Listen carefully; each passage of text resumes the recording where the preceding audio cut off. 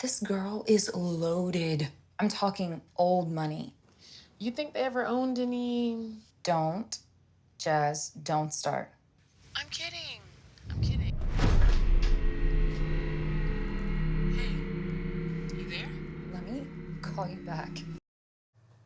It's a powerful new Southern Gothic horror that's making major moves. One Texas filmmaker makes her feature directorial debut with Noseeums, a chilling story that blends supernatural terror with real historical truths about land and legacy and identity. Meet Raven DeShay Carter, co-writer and director of Noseeums. Good morning to you. Good morning. Hi. So glad to have you here this morning. So tell me, because you guys, this is her first feature and it has landed on major streaming platforms. What was going through your mind when you found out, okay, this is going to Apple TV Plus, this is going to Prime Video? Yeah, I mean, it's just such an honor. I'm just super grateful. Yeah, I just feel great. I know that a lot of people don't get their films to that part of the game. So overall, I'm just really, really grateful. And I have an amazing team who fought for this film and pushed it all the way to streaming, so shout out to them too.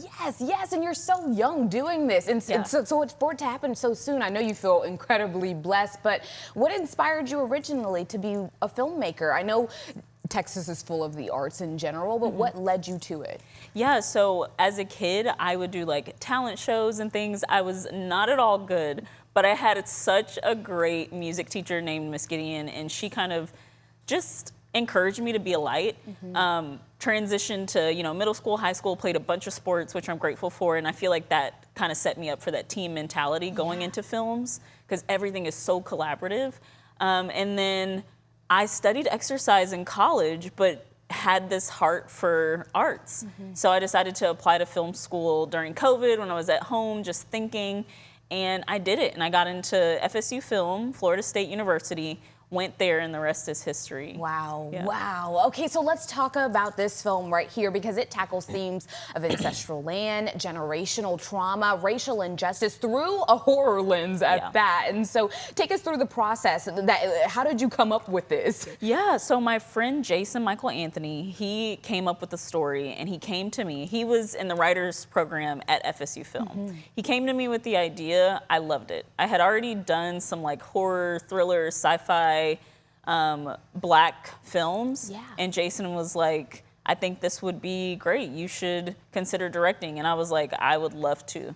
But he came up with the idea on a beach surrounded by Noseeums, and hearing the locals at this beach talk about how stubborn they were, how annoying they were, and how people would actually vacate the land because of them. So he kind of juxtaposed it to white flight and how white people would vacate the land that Black people would try to occupy. So that's how the story turned into what it is. And I'm assuming that's where the name comes from. It plays on we can't see. So what does that symbolize? Is that the symbolization in the context of the movie? Yeah, so when you think about where we are in America, our apartments, our homes, even this news station, there's always some type of ancestral history underneath the ground. So it just comes from this concept of there's so many people around that have passed on that we can't see, but their lineage still goes on. Yes, they're still living today, just in a different way. You mentioned feeling connected to the character Ember. And so tell me,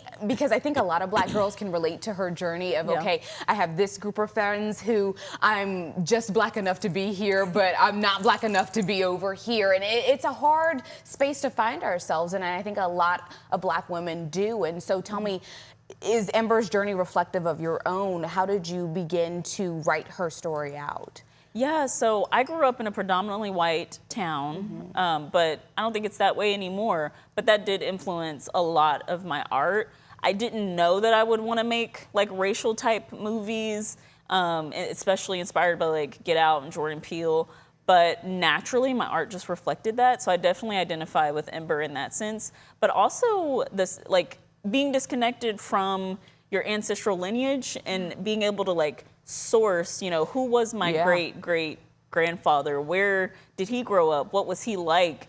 it's hard when those stories are lost, and for a lot of Black people, those stories are lost. Yes, So, yeah. yes, and it's hard to identify where exactly we come from, why Yes. we are the way we are, and it's because all of that history has been lost. And I'm so glad we're having this conversation, because if we're being real, some of it is being lost even today, you know? And so we have to have these conversations. We have to continue pushing the knowledge forward so that it's not lost on the next generation after us. And you are doing just that. So thank you so much for making your impact on the culture. We are so grateful that you came here also to talk about it with us. And like we said, Apple TV, Prime Video, that is where you can find it. Raven, thank you so much again for being here this morning. Thank you.